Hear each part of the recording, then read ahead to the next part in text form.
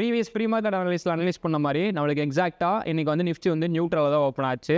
So அதை base பண்ணி நம்மளுக்கு இன்றைக்கி ஒரு 3 என்ட்ரிஸ் கிடச்சிச்சு. First entry SL, next entry நம்மளுக்கு ஒரே கேண்டில் வந்து டார்கெட் வந்து அடிச்சு, அண்ட் அடுத்து கிடச்ச அப் ட்ரெண்ட் தான் கொஞ்சம் சாப்பிட போயிட்டோம். ஸோ அந்த என்ட்ரி வந்து மிஸ் ஆயிடுச்சு. அதில் சூப்பர் என்ட்ரி, ஆனால் நல்ல கன்ஃபர்மேஷன் கிடச்சி நல்ல என்ட்ரி. ஸோ அது மட்டும் தான் நம்மளுக்கு மிஸ் ஆச்சு. அது பார்த்தீங்கன்னா ப்ரீமியமே நம்மளுக்கு எப்படியும் 100 பாயிண்ட்ஸ் எப்போ வந்து பிடிச்சிருக்கலாம் நம்மளோட என்ட்ரியில் இருந்து நம்ம கிடைக்கக்கூடிய கன்ஃபர்மேஷனில். ஸோ அந்த என்ட்ரி மட்டும் மிஸ் ஆயிடுச்சு. இப்போ நெக்ஸ்ட் வந்து நாளைக்கு வந்து தேர்ஸ்டே நிஃப்டியோட எக்ஸ்பைரி டே வேறு. ஸோ நம்மளுக்கு எக்ஸ்பைரி டேயில் மோஸ்ட்லி சைட்வேஸாக இருக்கிறதுக்கான பாசிபிலிட்டிஸும் இருக்குது. அண்ட் நெக்ஸ்ட்டு பார்த்தீங்கன்னா இந்த வீக்கோட எண்டு ஃப்ரைடே நம்மளுக்கு வந்து குட் ஃப்ரைடேனால holiday. And next Friday Saturday Sunday 3 days ஹாலிடேனால. ஸோ நாளைக்கு வந்து ஒரு பெட்டர் மூமெண்ட் இருக்கலாம், இல்லைனா ஒரு சைட்வேஸ் இருக்கலாம்.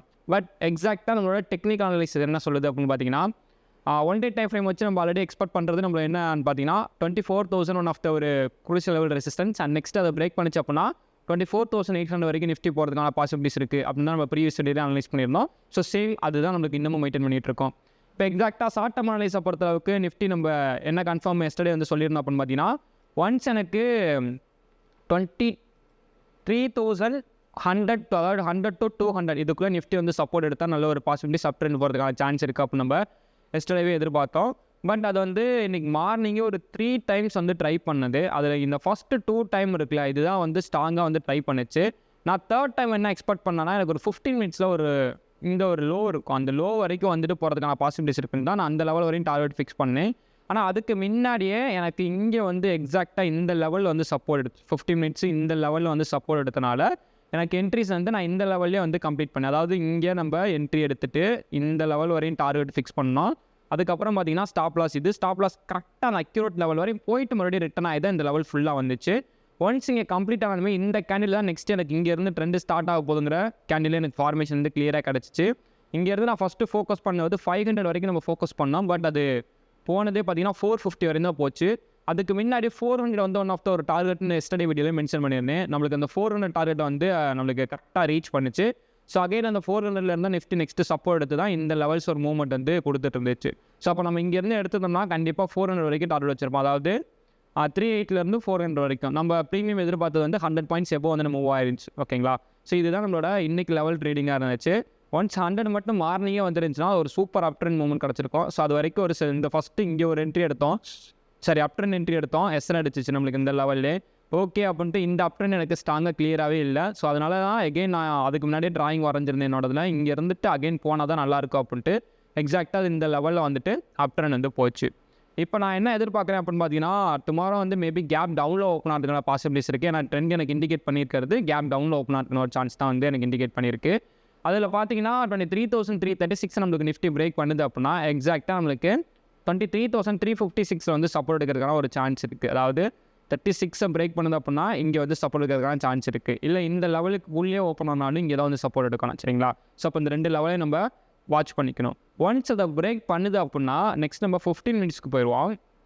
இங்கே இது பிரேக் பண்ணுது அப்படின்னாலே நெக்ஸ்ட் எனக்கு என்ன கன்ஃபர்மேஷன் அப்படின்னு பார்த்தீங்கன்னா, எனக்கு ஒன்ஸ் இந்த 400 உடச்சாலே ஒரு ஸ்ட்ராங் தான். இந்த 400 உடச்சிருச்சுனாலே ஒரு ஸ்ட்ராங் டவுன் ட்ரெண்டுக்கு இங்கே வந்து ஒரு சப்போர்ட் எடுக்கணும். இந்த ஏரியா அந்த ஏரியா சப்போர்ட் எடுக்குமானா இந்த ஏரியாவை பிரேக் பண்ணுறதுலையோ இல்லை ரீட்ரெஸ் பண்ணுறதுலையோ தான் எனக்கு கன்ஃபர்மேஷனே கிடைக்கும். அதை பேஸ் பண்ணி தான் நான் வந்து அங்கே என்னால் ஃபிக்ஸே பண்ண முடியும். ஸோ இல்லைனா அதுக்கடையில் என்னால் ஃபிக்ஸ் பண்ண முடியாது. ஸோ அப்போ நான் அது வரையும் நான் என்ன பண்ணி ஆகணும், வெயிட் பண்ணி தான் ஆகணும்.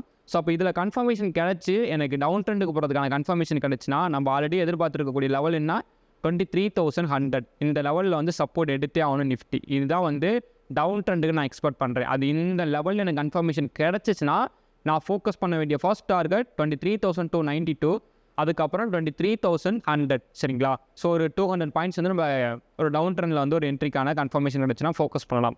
அப் ட்ரெண்ட் அப்படிங்கிறப்ப எக்ஸாக்டாக இந்த லெவல்லேருந்து சப்போர்ட் எடுத்தால் இங்கேருந்து எடுத்துச்சு அப்படின்னா ஒன்ஸ் இது வரைக்கும் போயிட்டு சின்னதாக ஒரு ரீட்ரெஸ் பண்ணணும்.